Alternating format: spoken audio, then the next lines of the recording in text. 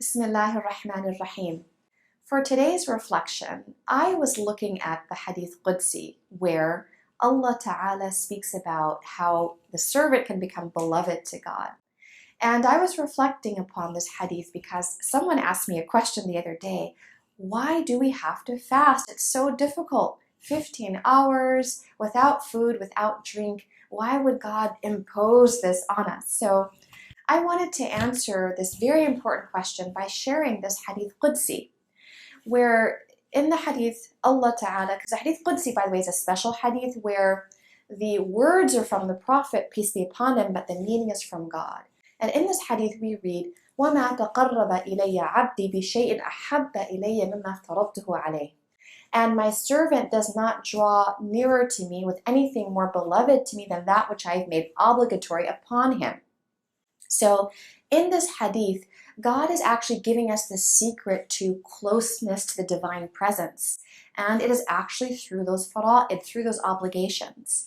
And what I want all of us to remember here, the language of obligation I know is difficult for those of us who come up in Western culture because this is a very sort of individualistic culture where it's kind of all about doing what feels good.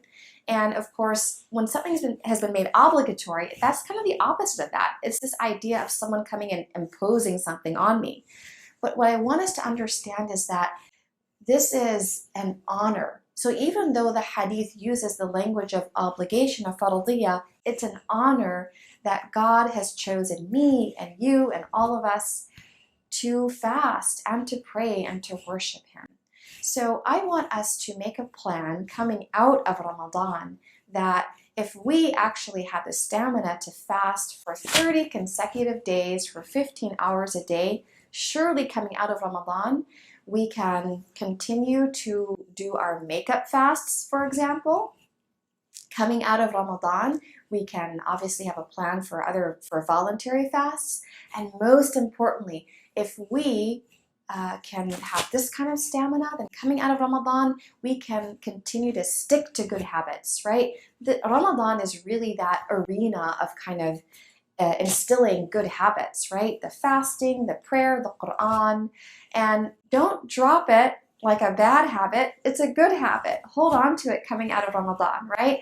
Don't go from your tarawih and your fard prayer to vegging out, on the sofa in front of Netflix. I'm not saying that you can't have your recreational time, but what I'm saying is make sure that you are building a strong foundation of your fara'id, of your pillars, and then building upon that for after Ramadan.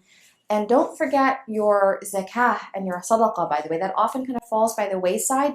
Ramadan is a terrific time, dear brothers and dear sisters, for calculating how much zakah that you might owe, any back zakah to be paid, and going ahead and taking care of that. Because again, right, if we want to attain onto divine presence, as we are told in this beautiful Hadith Qudsi, it actually begins with those basic fundamentals. Thank you so much. Assalamu alaikum wa rahmatullahi ta'ala wa barakatuh.